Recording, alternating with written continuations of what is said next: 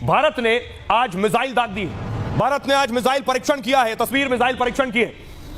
ये जो माहौल भारत में है, इसके बाद पाकिस्तान की सांसें थम गई हैं। तो आतंकिस्तान पर पीएम मोदी ने जो स्ट्राइक की है वो एक एक कर मैं आपको बताऊं। 5 से 6 स्ट्राइक कल कर दी थी, आज सिर्फ पीएम मोदी ने जुबानी स्ट्राइक की है। पाकिस्तान ने भारत को न्यूक्लियर धमकी दी है। ये आज की सबसे बड़ी खबर मैं आपको दिखा रहा हूं। अब मैं पूछना चाहती हूं, खाने को तो है नहीं, आटा मिलता नहीं, पानी है नहीं, बिजली आती नहीं, वहां पर जिस तरह की गुर्बत है, आपकी इस वक्त औकात भी है कि न्यूक्लियर बॉम्ब से किसी को डरा सके और कोई डर जाए उससे? Mr. President, there will be another Pulwama. And guess what? India will blame us. They're already blaming us. They're saying all this is happening because of Pakistan. One of their defense ministers said, there are 500 terrorists lined up on the border to go in.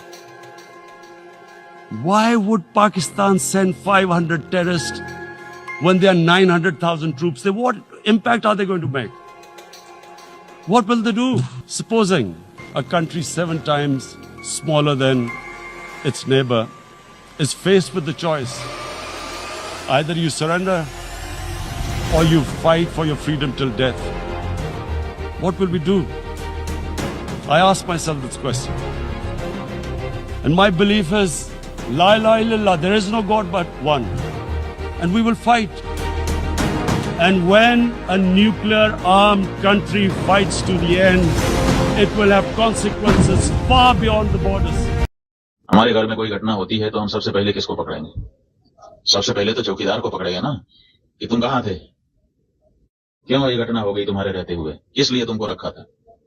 लेकिन यहां नहीं ऐसा हो रहा है। यहां जो है कहते तो हैं कि हम चौकीदार हैं, लेकिन चौकीदारी अगर की गई होती, हाँ चौकीदार अगर अपने काम में पक्का होता है तो उसके ऊपर आक्रमण करके उसको कोई मार दे, लेकिन फिर कहा जाता है कि चौकीदार ने अपना निभाया। यहां तो कुछ पता ही नहीं है, कोई लड़ा ही नहीं उनसे, किसी ने उनको रोकने की कोशिश ही कहीं नहीं की। वो आए, घटना की, आराम से चले गए, कहीं पर उनको कोई बाधा नहीं है। कहां है चौकीदार? और चौकीदार के बारे में चर्चा ही नहीं हो रही है। अब कह रहे हैं हम उनको सबक सिखा देंगे, हम ये कर देंगे, हम वो कर देंगे। पाकिस्तान की धरती से आए थे। अरे भाई, पाकिस्तान की धरती से आए थे, इतनी जल्दी कैसे पता चल गया आपको? गांव का मूत्र पीण वाले तू की कहना पाकिस्तान से हमला करना है, हमला करने दे पुत्रा साढ़े को इंडियन कंट्रोल कश्मीर के पहलगाम इलाके के अंदर मौजूद बेसरान वैली, जिसे यहाँ का मिनी स्विट्जरलैंड भी कहा जाता है, यहाँ पर घने और लंबे दरख्तों के झुंड मौजूद हैं, जहाँ से इंडियन मीडिया के मुताबिक कुछ टेररिस्ट, जिनकी तादाद 4 से 6 बताई जा रही है, इन्होंने अचानक से इंडियन फोर्सेस की यूनिफॉर्म के अंदर आकर सिविलियन लोगों पर गोलियां चला दी। और ऐसा करने से पहले इनके आईडी कार्ड चेक करके कि क्या ये मुस्लिम है या फिर हिंदू, और ख़ास तौर पर हिंदुओं को आइडेंटिफाई करके कत्ल किया गया। अब तक की इतलात के मुताबिक इस हमले के अंदर 26 लोगों की जान जा चुकी है, जिसके अंदर एक मुस्लिम लड़का भी शामिल था। तमाम मरने वाले मेल थे, जबकि कई लोग इस हमले के अंदर जख्मी भी हो चुके हैं। इंडियन मीडिया के मुताबिक ये दहशतगर्दी हमला करने के बाद दोबारा से इसी जंगल के अंदर जाकर दोबारा फरार हो गए। आपको बताता चलूं कि ये रास्ता ऊंचाई पर मौजूद होने की वजह से लोगों को यहाँ पर रेस्क्यू करना बहुत मुश्किल काम था, लिहाजा हेलीकॉप्टर की मदद से इनको रेस्क्यू किया गया। और हस्बे आदत सिर्फ चंद ही मिनटों के अंदर इंडियन मीडिया पर यह खबर चलना शुरू हो गई कि यह हमला पाकिस्तान बेफ तंजीम लश्कर तैयबा के एक सब ग्रुप TRF ने करवाया है, और इसने इसकी जिम्मेदारी भी कबूल कर लिया है। अब जाहिर है कि ये जिम्मेदारी कबूल करने के बाद ये तो कन्फर्म हो गया कि एक दहशतगर्दी का हमला था और निहत्थे लोगों पर गोली चलाई गई, जो कि इंतहाई काबिल मुज़म्मत और अफसोसनाक भी है, क्योंकि ये सिविलियन लोग मैदान जंग के अंदर लड़ने के लिए नहीं आए थे। और खुद इंडियन मीडिया के ही मुताबिक TRF का कहना है कि कश्मीर के अंदर नाफिज होने वाले आर्टिकल की वजह से कश्मीर में क्योंकि मुसलसल हिंदुओं की तादाद बढ़ती जा रही है और वो इस इलाके के अंदर डोमिसाइल लेकर आबाद भी हो रहे हैं, यानी इनकी जगह पर कब्जा कर रहे हैं। और दूसरी वजह कि भारतीय हुकूमत जो कि कश्मीर में इन पर जुल्म कर रही है, ये उसका बदला था। अब याद रहे कि भारतीय मीडिया खुद इस चीज़ को रिपोर्ट कर रहा है, लिहाजा इनके खुद के मुताबिक भारत और कश्मीर के अंदर होने वाला ये हमला दरअसल इनकी गलत पॉलिसियों का नतीजा है। और ये भारत का अंदरूनी मामला है, क्योंकि ये इलाका इसके कंट्रोल के अंदर है, लिहाजा इसके बीच पाकिस्तान कहाँ से आ गया। और दूसरी बात कि जब आप इंडियन ऑक्युपाइड कश्मीर के अंदर इनके निहत्थे लोगों पर जुल्म करेंगे, इनके लोग उठाकर ले जाएंगे, इनको कत्ल करेंगे, तो आप इनसे बदले में क्या एक्सपेक्ट करते हैं? अब मैं इस हमले को बिल्कुल भी जस्टिफाई नहीं कर रहा, बल्कि ये बता रहा हूँ कि ये भारतीय हुकूमत का पॉलिटिकल फेलियर है, जिससे वो तवज्जो हटाकर इसका सारा मलबा पाकिस्तान पर डालने की कोशिश कर रहा है। और कई दिन गुजरने के बाद भी मैंने इस टॉपिक पर इसीलिए बात नहीं की कि शायद इंडिया की तरफ से कोई सबूत सामने आ जाए, कोई इन्फॉर्मेशन सामने आ जाए, लेकिन कई दिन गुजरने के बावजूद भी ऐसा कुछ सामने नहीं आया। और जाहिर है कि गोदी मीडिया और गोदी यूट्यूबर्स की तरह बस फीडेड इन्फॉर्मेशन तो मैं अपने लोगों को पहुंचा नहीं सकता। अब इस हमले को कई दिन गुजर चुके हैं, लेकिन अभी तक भारत की तरफ से कोई ऐसा सबूत सामने नहीं आया जो ये बता सके कि इस हमले के अंदर वाकई पाकिस्तान का हाथ था। अब आप अंदाजा करें कि ये इंडिया का अंदरूनी मामला है, लेकिन इसके अंदर ज़बरदस्ती मुसलमानों को और पाकिस्तान को किस तरह से घसीटा जा रहा है कि आप अंदाज़ा लगाएं कि इंडिया के मणिपुर के अंदर, आसाम के अंदर और खालिस्तान के अंदर भी आज़ादी की तहरीकें चल रही हैं, लेकिन भारत इसको हमेशा से अपने अंदरूनी मामलात कहता है। और इसी तरह से इंडिया के अंदर जब कश्मीर का इशू होता है या फिर कश्मीर के अंदर कोई हमला होता है तो इसको पाकिस्तान के साथ क्यों लिंक करता है, इसको अपना पॉलिटिकल फेलियर या फिर इसको अपना अंदरूनी मामला क्यों नहीं मानता। इनफैक्ट सच तो यह है कि पाकिस्तान खुद इस खित्ते के अंदर सबसे ज़्यादा दहशतगर्दी से इफेक्टेड मुल्क है। इस मुल्क ने सबसे ज़्यादा दहशतगर्दी के खिलाफ कुर्बानियां दी हैं। उल्टा भारत खुद बलूचिस्तान की अलहदगी की तरीकों के अंदर मुलविस है, इनको फंड कर रहा है। क्या ये दहशतगर्दी नहीं होती? पाकिस्तान इस हमले के बाद बार बार ये कह चुका है कि हम इस मामले के अंदर भारत के साथ ताउन करने के लिए तैयार हैं और इस हमले की तहकीकात करवाने के लिए भी तैयार हैं, लेकिन सिर्फ अपनी एजेंसीज के जरिए नहीं बल्कि बाकी इंडिपेंडेंट एजेंसीज या बाकी मुल्कों की एजेंसीज को भी इन तहकीकात के अंदर शामिल किया जाए ताकि तमाम मामला वाज़ेह हो सके। क्योंकि पाकिस्तान के मुताबिक ये एक फॉल्स फ्लैग ऑपरेशन था जो कि एक बार फिर से भारतीय वजीर आज़म नरेंद्र मोदी की बीजेपी गवर्नमेंट की तरफ से खुदकार तरीके से करवाया गया ताकि हिंदू मुस्लिम फसादात और पाकिस्तान मुखालिफ तकरीरें करके अपना पॉलिटिकल वोट बैंक बढ़ा सके। और ये बातें मैं बिना सबूत के बस हवा में नहीं कर रहा, बल्कि इसका सबूत ये चार्ट है कि पहलगाम हमले से पहले इस तरह के जितने भी अटैक हुए जिसके अंदर बिना सबूत के पाकिस्तान को टारगेट किया गया, वो सब के सब बीजेपी की हुकूमत के अंदर ही हुए। और आप देख रहे हैं कि दिन रात इस प्रोपेगेंडा के अंदर इनका साथ इनका गोदी मीडिया भी बढ़ चढ़ कर दे रहा है। एक मुल्क का मीडिया इतना अहम होता है कि वो डेमोक्रेसी का चौथा पिलर होता है। लोगों की राय और ज़हन साजी करने के अंदर इसका सबसे अहम किरदार होता है। और इसकी वजह यह होती है कि क्योंकि मीडिया पर चलने वाली खबरों की तस्दीक हर शख्स जाकर मौके पर नहीं करता, तो हर मीडिया की खबर को वो सच मान लेता है। और इसी चीज़ का फ़ायदा उठाकर गोदी मीडिया ने दिन रात पाकिस्तान पर हमले के लिए मशीन गन तैयार कर दी है और प्रोपेगेंडा की सूरत पाकिस्तान की तरफ चला रहा है। इनफैक्ट अपनी तरफ से तो ये अभी तक पाकिस्तान से जंग भी कर चुके हैं और पाकिस्तान को फतह भी कर चुके हैं, बिल्कुल बॉलीवुड फिल्म्स के हीरोज की तरह। पाकिस्तान ने भारत को न्यूक्लियर धमकी दी है। ये आज की सबसे बड़ी खबर मैं आपको दिखा रहा हूं। Be on standby, Rahul camp for then floor. आज की सबसे बड़ी खबर, पाकिस्तान की भारत को न्यूक्लियर वार्निंग। ब्रेक करिए इस वक्त की बड़ी खबर। और इसी के साथ टाइम्स नाउ अब भारत का ये हेलीकॉप्टर अब पहुंचा है गुजरात के आसमान की तरफ, जो आपको बताएगा कि समंदर का ये विशाल स्वरूप आखिर किस तरह की हलचल बता रहा है। अब मैं पूछना चाहती हूँ, खाने को तो है नहीं, आटा मिलता नहीं, पानी है नहीं, बिजली आती नहीं, वहां पर जिस तरह की गुर्बत है, आपकी इस वक्त औकात भी है कि न्यूक्लियर बॉम्ब से किसी को डरा सके और कोई डर जाए उससे? नौसेना ने BrahMos long range anti ship missile का परीक्षण किया और ब्रह्मोस एंटी शिप मिसाइल की मारक क्षमता 800 किलोमीटर तक है। इसके हमले से कराची से लेकर कई शहर तबाह हो सकते हैं। अच्छा, पाकिस्तान के पास जो 130 परमाणु बम है, उनमें से 66% जमीन से मार करने वाले वो बम हैं जिन्हें बैलिस्टिक मिसाइलों से दागा जाता है, जबकि 28% परमाणु बम वो हवा से गिरा सकता है। परमाणु बम से लैस उसके मिसाइल भारत के चारों सबसे बड़े शहर दिल्ली, मुंबई, बेंगलुरु और चेन्नई पर हमला कर सकते हैं। और यही वजह है कि पाकिस्तान और खुद इंडियन अवाम ने भी इस गोदी मीडिया को सीरियस लेना ही छोड़ दिया है। बल्कि पाकिस्तान के अंदर तो इस सीरियस माहौल के अंदर भी मीम्स बन रही हैं। कोई कह रहा है कि जल्दी से जंग का दिन डिसाइड करो ताकि मैं जंग का सूट सिलवा सकूं, और कोई कह रहा है कि जंग के बाद अंबानी का घर मेरा होगा, तो कोई ताजमहल पर मर्दाना कमजोरी की वॉल चॉकिंग कर रहा है। जड़ गए वो बाग जिनके लाखों माली थे, गए जब सिकंदर दुनिया से उनके दोनों हाथ खाली थे। कोई जीतो पाकिस्तान के अंदर तीनों बॉलीवुड के खान को नचा रहा है, तो अमिताभ बच्चन को पाकिस्तान का तराना गाते हुए भी देखा जा सकता है।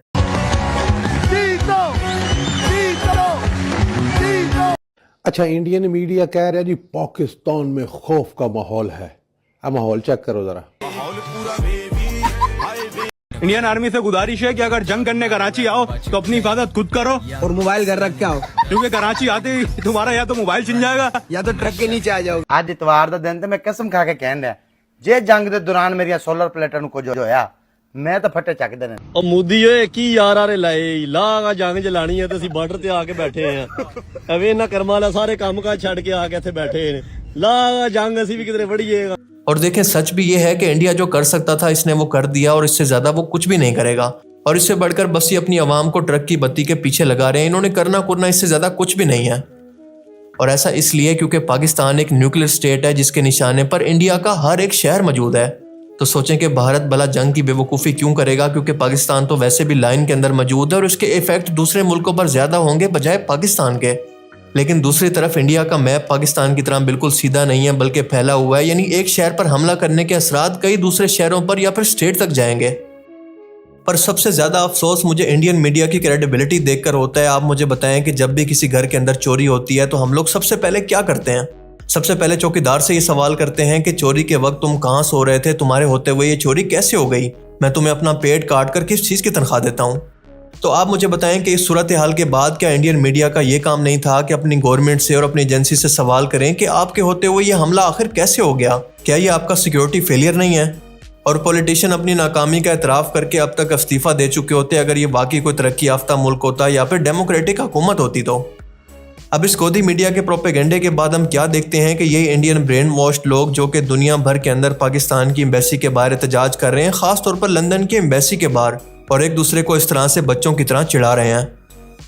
अब गोरे भी इनको देखकर सोचते होंगे कि हमने किन जाहिलों को अपने मुल्क के अंदर एंट्री दे दी है, क्योंकि इन लोगों ने अपने मुल्कों के अंदर भी अमन को तबाह किया हुआ और हमारे मुल्क का भी वही हाल कर रहे हैं। लेकिन यही बच्चे और यही इंडियन गोदी यूट्यूबर्स अपनी सरकार से इसकी इंटेलिजेंस और पॉलिटिकल फेलियर पर सवाल क्यों नहीं करते? आप बाकी दुनिया को देखें कि तरक्की याफ्ता कौमें इस वक्त अपने बॉर्डर ख़त्म कर चुकी हैं, सिर्फ एक लाइन की हद तक मौजूद हैं। वो एक दूसरे से ट्रेड करती हैं, खुलेआम एक दूसरे के मुल्क के अंदर सफ़र भी करती हैं। उन मुल्कों के अंदर इस वक्त भी अमन और सुकून मौजूद है। लेकिन ये दोनों कुत्तों की तरह 77 सालों से एक दूसरे से लड़ रहे हैं कि तुमने मेरा बंदा मार दिया, मैंने तुम्हारा मार दिया, तुमने मेरा बंदा उठा दिया, तुमने मेरा बंदा उठा लिया। बॉर्डर पर एक दूसरे से ऊंची टांगें उठाकर एक दूसरे को डराने की कोशिश करते हैं। इन दोनों मुल्कों के अंदर करप्शन, गुर्बत, बेरोजगारी, नाइंसाफ़ी मौजूद है और इन दोनों मुल्कों के लोग रोजगार के लिए दूसरे मुल्कों के अंदर धक्के खा रहे हैं जहां पर इनकी कोई हैसियत नहीं। और इन सीरियस टॉपिक्स पर बात करने की बजाय, इनका सोल्यूशन ढूंढने की बजाय ये लोग अपनी फौज पर और अपने असले खरीदने पर अपनी आधी से ज़्यादा आमदनी लौटा देते हैं। ऐसी कौमें भला खाक तरक्की करती हैं। आप देख लेना कि शोर शराबे के बाद होना कुछ भी नहीं है। नरेंद्र मोदी ने अपनी आवाम को मामू बना लिया है, पॉलिटिकल सपोर्ट भी हासिल कर लिया और पाकिस्तान को दुनिया में बदनाम करने की कोशिश भी कर लिया है कि पाकिस्तान एक दहशतगर्द मुल्क है। लेकिन बिना सबूत के ये सब मेहनत बेकार होती नजर आ रही है और बिना होमवर्क के मोदी सरकार दुनिया के अंदर खुद अपना मजाक बनवा रही है। और उसकी मिसालें मैं आपको इस तरह से दे सकता हूँ कि इस हमले के वक्त नरेंद्र मोदी सऊदी अरेबिया के दौरे पर मौजूद था और इस हमले की खबर मिलते ही ये विजिट छोड़कर इसने अपने पार्टी रहनुमाओं का एक इजलास बुला लिया और इस इजलास के अंदर फौरी तौर पर ही कुछ बड़े फैसले करने और इनको इम्प्लीमेंट करने का हुक्म दिया गया। और इन फैसलों के अंदर सबसे पहला फैसला ये था कि 1960 के अंदर होने वाला इंडिया पाकिस्तान का सिंध-तास मुआहदा, जिसको इंडिया ने ना 1971 की जंग के अंदर तोड़ा ना 1999 की कारगिल वॉर के अंदर, वो अब इसको अकेले ही ख़त्म करने जा रहा है। यानी इनके मुताबिक वो पाकिस्तान के पानियों को रोक कर इनको सुखाकर बंजर कर देंगे। और बंजर का मतलब है कि किसी मुल्क के अंदर कहत हो जाना और कहत का मतलब है कि खाना जंगी। पर आप देखें कि ये बहुत ही नॉन सीरियस और मज़ाहिया स्टेटमेंट था जो कि सिर्फ अपनी आवाम के गुस्से को ठंडा करने के लिए और इनको वक्ती तौर पर लॉलीपॉप देने के लिए था। क्योंकि हकीकत ये है कि सिंध-तास मुआहदा एक इंटरनेशनल ट्रीटी है और ये मुआहदा 1960 के अंदर वर्ल्ड बैंक की निगरानी में हुआ था। और इस मुआहदे के अंदर 6 बड़े दरिया शामिल थे जिनको 2 हिस्सों के अंदर तकसीम किया गया। पाकिस्तान को मिलने वाले दरिया थे सिंध, झेलम और चनाब, जिनका ज़्यादातर पानी पाकिस्तान को इस्तेमाल करने का हक दिया गया। जबकि भारत को मिलने वाले दरिया थे सतलुज, ब्यास और रावी और इन दरियाओं के पानी का ज़्यादातर हिस्सा भारत को ही दिया गया। और इस मुआहदे के अंदर ये लिखा गया कि इन दोनों मुल्कों में से कोई भी एक दूसरे का पानी रोकने के लिए इस पर डैम नहीं बनाएगा और गैर ज़रूरी तामीरात नहीं करेगा। इस मुआहदे के अंदर यह भी शामिल था कि कोई भी मुल्क यानी इंडिया या पाकिस्तान बिना किसी दूसरे की रजामंदी के अकेले इस मुआहदे को ख़त्म नहीं कर सकता। और अगर भारत ऐसी कोशिश करता भी है तो पाकिस्तान की तरफ से इसको आलमी अदालतों और इदारों के अंदर मुकदमात का सामना करना पड़ेगा और इससे सफारती तौर पर इससे बेइज्जती का सामना करना पड़ेगा। और सच पूछें तो इंडिया ने ये स्टेप उठाकर दरअसल अपने ही पांव पर कुल्हाड़ी मारी है। और ऐसा इसलिए क्योंकि पाकिस्तान फ़ौरन ये मुकदमा आलमी अदालत के अंदर लेकर जाएगा और वहाँ पर भारत अपना मुकदमा लड़ेगा और पूरी दुनिया को इसकी बददियानती का इल्म होगा और उनको पता चलेगा कि ये वो मुल्क है जो कि अपने मुआहदे की पासदारी तक नहीं करता। और सबसे बड़ी बात कि चीन का सबसे बड़ा पानी का निज़ाम 2 दरियाओं पर डिपेंड करता है जो कि चाइना से होकर इंडिया के अंदर जाते हैं। एक है ब्यालांग तंग और दूसरे का नाम है ब्रह्मपुत्र। और आप चाइना और इंडिया की दुश्मनी के बारे में तो पहले से जानते हैं और ये पाकिस्तान का सबसे बड़ा इत्तेहादी है। और आप ये भी जानते होंगे कि चाइना इन दोनों दरियाओं का पानी रोकने के लिए पहले से मुख्तलिफ मंसूबों पर काम भी कर रहा है। और अगर भारत किसी तरह से पाकिस्तान का पानी रोककर इसको खुश करने की कोशिश करेगा तो पाकिस्तान फौरन से चाइना की हेल्प मांगेगा और चाइना फौरन से इंडिया का पानी रोक देगा और इसके बाद चाइना इंडिया का वही हाल कर देगा जो कि इंडिया पाकिस्तान का करने वाला था। खास तौर पर इसकी वजह से आसाम, अरुणाचल प्रदेश और दीगर शुमाली मशरकी रियासतों के अंदर बिल्कुल कहत पड़ जाएगा। और इससे भी बड़ी बात कि इसके बाद भारत किस मुंह से ये मुकदमा लेकर आलमी अदालत के अंदर जाएगा कि चाइना ने हमारे पानी को गैर कानूनी तौर पर बंद किया है, हालांकि वो खुद पाकिस्तान के साथ यही कर रहा होगा। और इससे भी बड़ी बात कि इस वक्त इंडिया के पास कोई ऐसा इंफ्रास्ट्रक्चर मौजूद ही नहीं है जो कि पाकिस्तान के दरियाओं सिंध, झेलम और चनाब के पानी को मुकम्मल तौर पर रोक सके। फन फैक्ट ये है कि आज भी अगर वो स्ट्रक्चर को बनाना चाहे तो इसे बनाने के अंदर इसको कम से कम 20 साल लगेंगे। जी हाँ, 20 साल। और इसके अलावा जो पैसा लगेगा और मैन पावर लगेगी इसकी तो मैं बात ही नहीं कर रहा। सो कुल मिलाकर ये एक इंतहाई इलॉजिकल और भोंडा सा मूव था और इसका एहसास भारत को खुद बाद में भी हो गया और इसी वजह से हमने देखा कि आखिरी हरबे के तौर पर इसने झेलम के अंदर 20 से 30 फुट फालतू पानी भी छोड़ दिया ताकि पाकिस्तान के अंदर सैलाब से तबाही हो सके। दरिया में पानी का बहाव कम से कम 20 से 30 फुट ज़्यादा कर दिए गए। इस वक्त आप देख सकते हैं, ये आपके सामने, ये 92 में इस रेंज पे पहुंचा था पानी,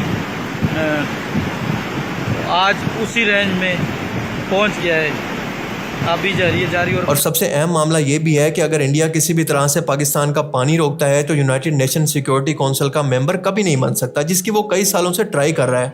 और इसकी वजह यह है कि यूनाइटेड नेशन सिक्योरिटी काउंसिल का मेंबर वो मुल्क कभी नहीं बन सकता जो कि दूसरे मुल्क का पानी रोके। इस हमले के बाद इंडिया ने दूसरा फैसला ये किया कि पाकिस्तान की तरफ से आने वाले जिन भी लोगों को सार्क वीज़ा इशू किया गया था वो सब के सब ख़त्म है और इन लोगों को अल्टीमेटम दिया गया कि वो जल्दी से जल्दी पाकिस्तान वापस चले जाएं। अब इन लोगों के अंदर ज़्यादातर लोग वो थे जो कि यहाँ पर इलाज की गर्ज से आए थे और यूँ इन्हें अचानक बेदखल कर देने की वजह से इंसानी हकूक़ की खिलाफ वर्जी हुई और ये मामला पूरी दुनिया के अंदर हाईलाइट भी हुआ।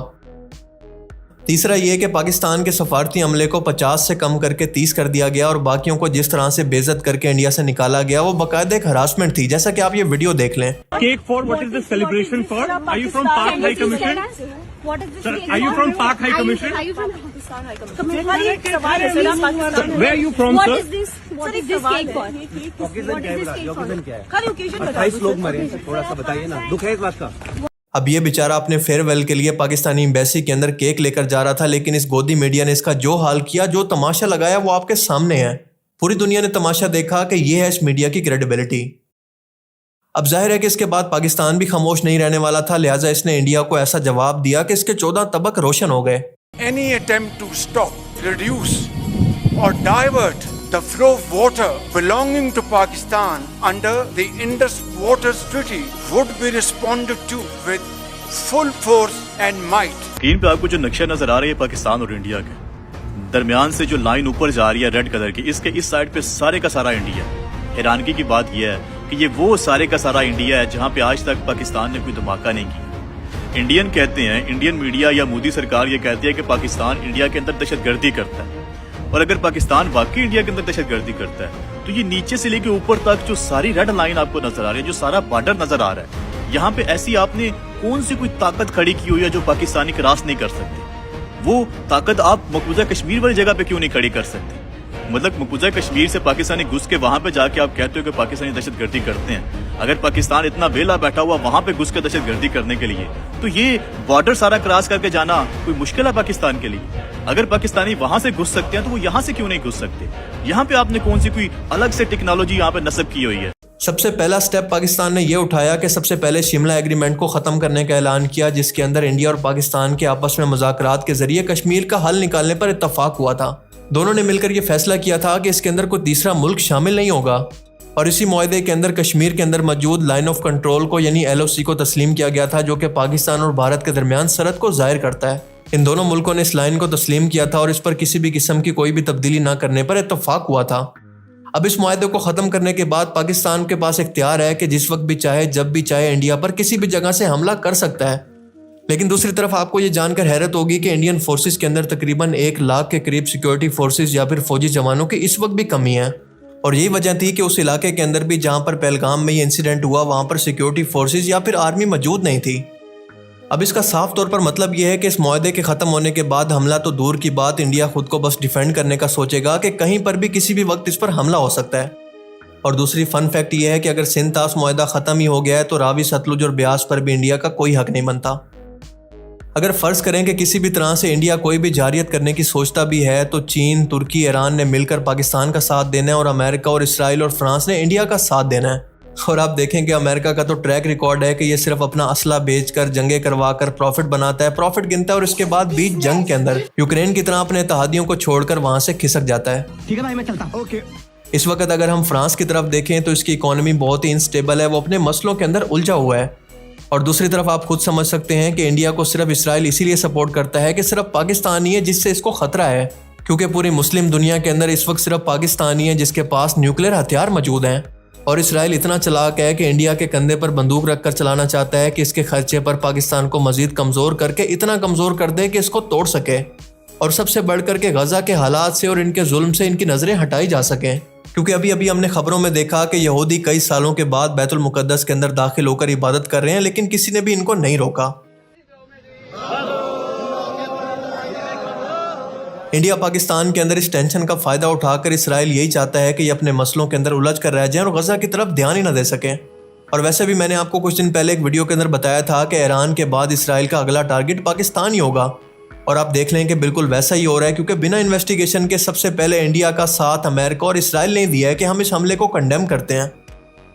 पाकिस्तान ने दूसरा स्टेप ये लिया है कि इंडिया के लिए अपनी एरोस्पेस मुकम्मल तौर पर बंद कर दी है, जिसकी वजह से इंडियन एयरलाइन को, इंडिगो को करोड़ों डॉलर का नुकसान महाना होगा।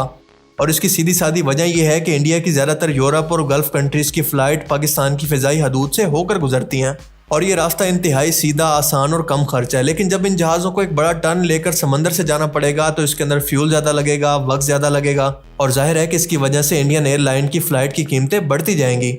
और इस चीज़ का फ़ायदा उठाएंगी बाकी एयरलाइंस, क्योंकि बाकी एयरलाइंस इंडियन एयरलाइंस के मुकाबले में अपनी फ़्लाइट की कीमतें कम से कम प्राइस पर बेचेंगी जो कि वो पहले बेच रही थी, क्योंकि ये पाबंदी उनके लिए है ही नहीं कि वो पाकिस्तान की एरोस्पेस से नहीं गुजर सकती। और इसके अलावा पाकिस्तान ने इंडिया के तमाम ट्रेड रूट भी बंद कर दिए हैं, इसका रास्ता भी बंद कर दिया जहाँ से वो पाकिस्तान के रास्ते दुनिया के अंदर अपने गुड्स सप्लाई किया करता। और इसकी वजह से आप देखेंगे कि इंडिया के अंदर एक्सपोर्ट कम और इसकी इंपोर्ट ज़्यादा हो जाएंगी, और इसके मुल्क के अंदर महंगाई बढ़ेगी और बेरोज़गारी मुसलसल बढ़ती जाएगी। अब देखा जाए तो इसके बाद मोदी की हर चाल ही उल्टी पड़ रही है। देखें, चाहे कोई भी शख्स हिंदू हो या मुसलमान हो या फिर किसी भी मज़हब से ताल्लुक़ रखता हो, दुनिया के हर एक इंसान की जान कीमती है। किसी भी मजलूम की जान लेने का किसी भी शख्स को कोई इख्तियार नहीं। और इसीलिए बार बार मैं अपनी वीडियो के अंदर ये शामिल कर रहा हूँ कि अगर मोदी अपने दावे के अंदर सच्चा है और वाकई ये हमला हुआ है तो इस हमले की तहकीकात इंटरनेशनल बॉडी को शामिल करके करवाए, ताकि दूध का दूध और पानी का पानी हो सके। और अगर ऐसा नहीं हो रहा और इसकी बजाय सिर्फ जज्बाती तकरीरें हो रही हैं और सिर्फ इल्ज़ामबाजी हो रही है, तो आप समझ जाएं कि अंदर मामला कुछ और है। और सबसे आखिर में एक बात कहना चाहूँगा कि इस तरह की पॉलिटिकल कुश्ती के अंदर हार हमेशा आम आदमी की होती है।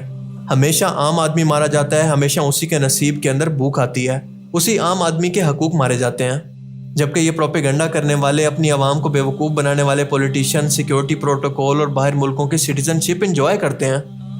सो इन धोखेबाजों को अंध भक्त बनकर या फिर अंधा होकर फॉलो करने की बजाय, भेड़ बनने की बजाय अपनी आंखें खोलकर इनसे सवाल करें। और जब आप सवाल करना सीखेंगे, जब जवाब मांगेंगे, तब भी इन दोनों मुल्कों के अंदर कोई बेहतरी आ सकती है। वरना भाई इस मुल्क के अंदर वही होगा जो कि पिछले 77 सालों से होता आ रहा है कि इस शोर के अंदर शोर की आवाज़ दब कर रह गई है। बाकी आप इस बारे में क्या सोचते हैं, अपनी कीमती राय का इजहार कमेंट सेक्शन में ज़रूर करें। Thanks for watching this video. अल्लाह हाफिज़।